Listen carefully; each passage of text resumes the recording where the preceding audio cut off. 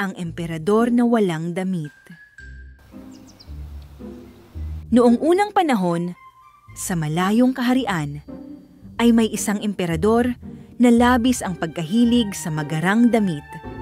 Ginugol niya ang lahat ng kanyang ginto sa mga kumikislap na baro.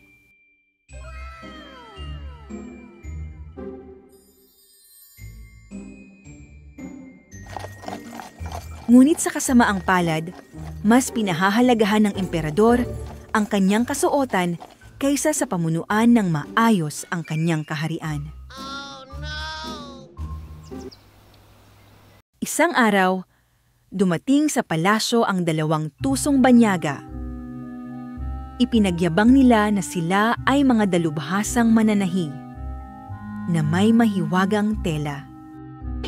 Ang telang ito ay hindi nakikita ng sino mang hangal o hindi karapat-dapat sa kanilang tungkulin. What? Napuno ng tuwa ang mapagmataas na emperador. Kung maisusuot ko ang telang iyan, malalaman ko kung sino ang matalino at kung sino ang hangal. Kaya't binayaran niya ang mga mananahi ng madaming ginto upang simulan ang kanilang trabaho. Ngunit mga manloloko pala ang 2 iyon. Sinimulan nilang gumalaw na parang may ginagawa. Sinulid dito, tahi doon, pero wala naman talagang tela. Ipinadala ng emperador ang kanyang mga ministro upang silipin ang ginagawa. Tignan ninyo ang kumikinang na tela. Espesyal na disenyo para sa hari. Nakita nila na puro hangin lamang, ngunit natakot silang amining wala silang nakikita. Sa wakas, natapos na ng mga mananahi ang kanilang trabaho. Pinakita nila ang damit at tinulungan ang emperador na ito ay isuot. Tumayo ang emperador sa harap ng salamin, wala siyang nakikita. Ngunit hindi niya magawang aminin iyon. Tumayo siya sa harap ng mga ministro at mga marurunong. Wala silang nakita, ngunit sino man sa kanila ay di nangahas magsabi ng totoo. Lumakad siyang mayabang palabas ng palasyo. Ipinagmamalaki ang kanyang bagong kasuotan.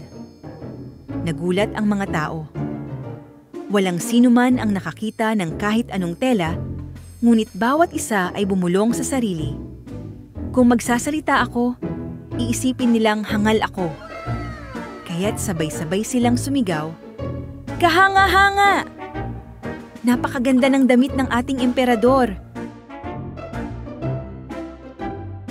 Hanggang sa isang munting bata ang sumigaw ng buong tapang, "Pero wala naman siyang suot na damit!" Tahimik ang lahat. Pagkaraan ng ilang sandali, isa-isa silang nagsimulang tumawa.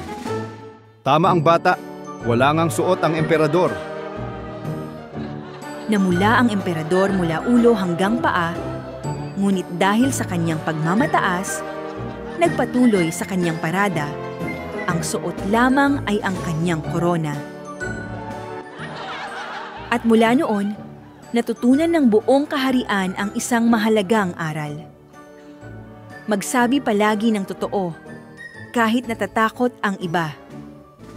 At ang pagmamataas ay maaring magmukhang hangal lamang kahit ang pinakamatalino. Ito ay ang wakas ng kwento.